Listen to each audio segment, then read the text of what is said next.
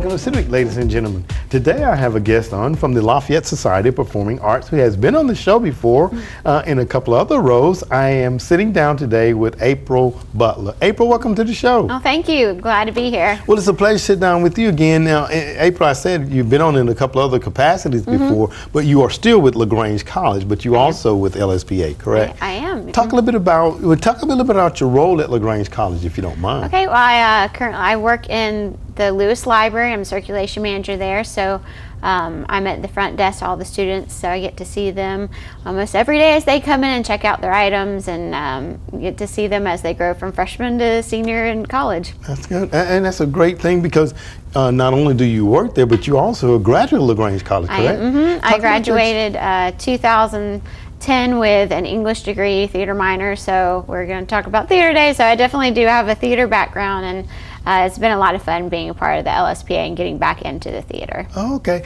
And talking about getting back into the theater, but I understand as we were talking before we came on, I think you've been in acting for a very long time, right? Yeah, it's been something I've always been passionate about and always have enjoyed. So anytime I had the opportunity as a kid or teenager to do some acting or singing, I always took the advantage of that. Okay, well, very good. Well, we're going to talk a little bit about the LSPA, and there's a play that's coming up, and as we were talking before we came on, it seemed like it's going to be quite exciting. You Can't Take It With You.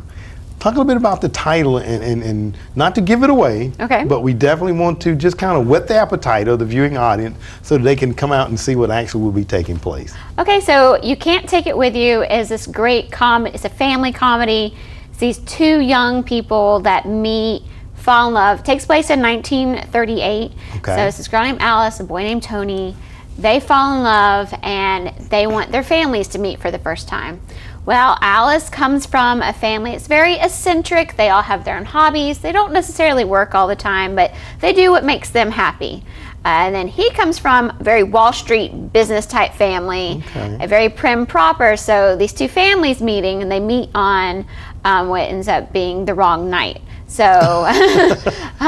the chaos ensues, and just all these great, wonderful things that happen when these two families come together.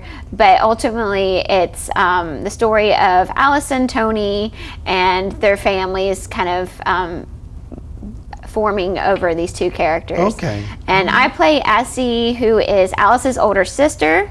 And Essie is an aspiring dancer, so that's kind of her hobby. She likes to make candies and sells them. I guess that's like how she makes a little income. Okay. And she and her husband live there at the house. And Grandpa's kind of the patriarch of the family. Okay. And everyone kind of asks Grandpa before they do anything. But Essie's been dancing ballet for 8 years. And she has a Russian ballet instructor who's played by Jack Bagley, and it's definitely part of the comedy is the dance. So I won't give too much away. Right. But, okay. Yeah. You said I was going to say, okay, she makes candy and she dances, so she's getting high off on sugar there, right? Okay, right. Maybe I don't know if she eats it as much as she makes it and gives it out to everyone. Oh, okay. So she's just giving it away. All right. And you mentioned of some names there of cast members in the play. We'll come back to that in just a little bit.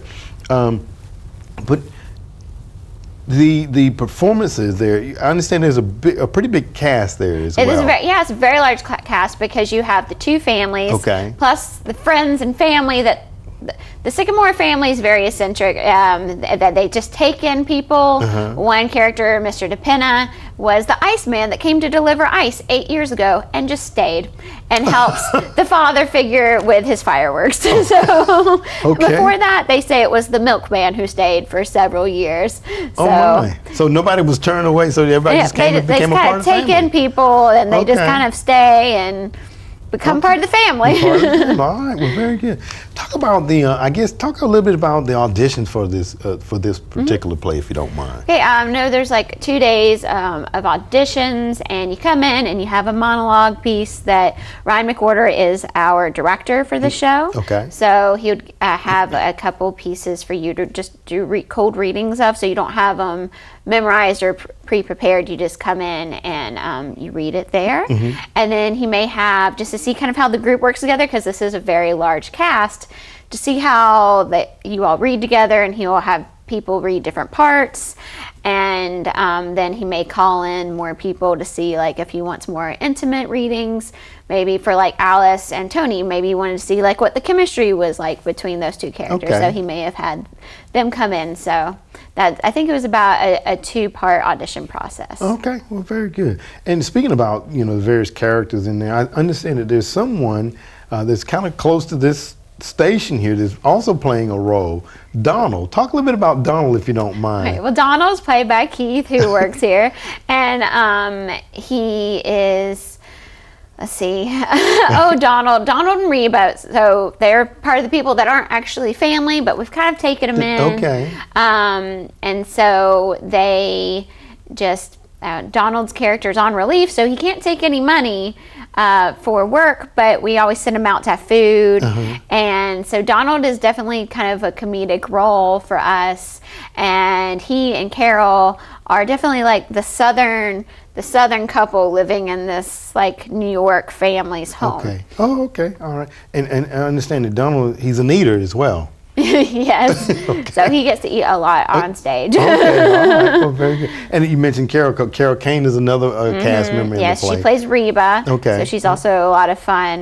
We have, and Alyssa Mormon is playing Alice, the main romantic lead. Okay. And I know she graduated from LaGrange College and works here in town. Her family, I know, they do a lot with the ballet and just in schools here locally. Okay, all right. And Jeff Sargent is in the play. He has a very fun comedic role as Henderson. Okay. And then his wife Val Longshore Sargent is also in the play. So there's a lot of people that you might know that you'll see in the show. Okay, all right. Well, let's talk a little bit about the times of the show, April, if you don't mind. Well, it takes place in New York in 1938, and so it is a period piece. Okay. But it's a lot of fun, and of course, it all takes place in the living room of this Sycamore family. Okay. So yeah, you have Grandpa Vanderhoff, who's played by Barry Kennedy, and then you have just all the family. So it's the Sycamores, and then I'm a Carmichael, but Ed and Essie Carmichael live there, and it's just everything takes place in their living room, and things that are off stage maybe in different rooms of the house. But it's a great show. There's a lot of fun. There should be a lot of laughter. Okay. But that's what we hope for. All right. Well, very good. Now, the show will be taking place, I understand, coming up January. Talk about the times and how people can get access to tickets. Okay. So the show opens a week from Thursday on January 26th. Okay. And we run through Sunday, January 29th. And all those performances are at 7:30, except for Sunday, which is a matinee. It's our only matinee, and that's at 3 o'clock. Okay. Then we run the following week, Thursday, February 2nd through Sunday, February 4th. Saturday, February 4th. And those are all 7:30 performances as well. There is a dinner option through Mayor Sol, so if they are interested in having dinner, they can do the $15 dinner option, and they can choose what meal they want that Marisol has provided. But it's a picnic dinner theater, so you can bring whatever food you want, and you can have your pizza there or your sandwich, whatever you want, or have a snack, and you can have that while you watch the show. Okay, very good. And that's always, good to be able to come out to a show of such and to bring your own food items. Now, I like to say beverages, but I want to make sure will beverages. Well, they do have a bar that they can buy at the LSPA. And as far as tickets go, tickets are $17 for adults. Okay. $12 for students, and they can get their tickets online through www.lsparts.org.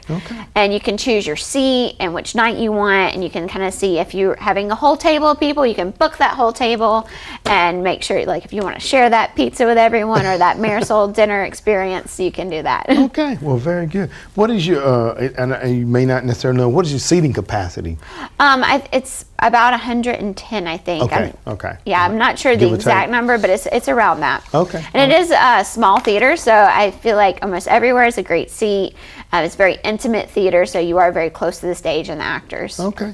Let's talk a little bit about the proceeds, because I know that, performances and the arts and the theater. Those are things that we don't necessarily see in our school system anymore. I know they have a lot of things that they have to accomplish, and so we're very fortunate to have the various venues here. Talk about the proceeds. How are the proceeds utilized? Well, I know, being able to have the rights to do other shows, because our copyrights sometimes with certain shows that we did, and just being able to afford to have just the costumes, and like we do pull a lot from our costumes. Okay. But just putting it into the community and trying to just get out everything that we can. So anything that we're going to publish and get out. Okay. So. Okay. All right. Well, very And good. you can, and if you have any other questions, you can email. You can go to the directors of the LSPA and ask them if you want any more information about that.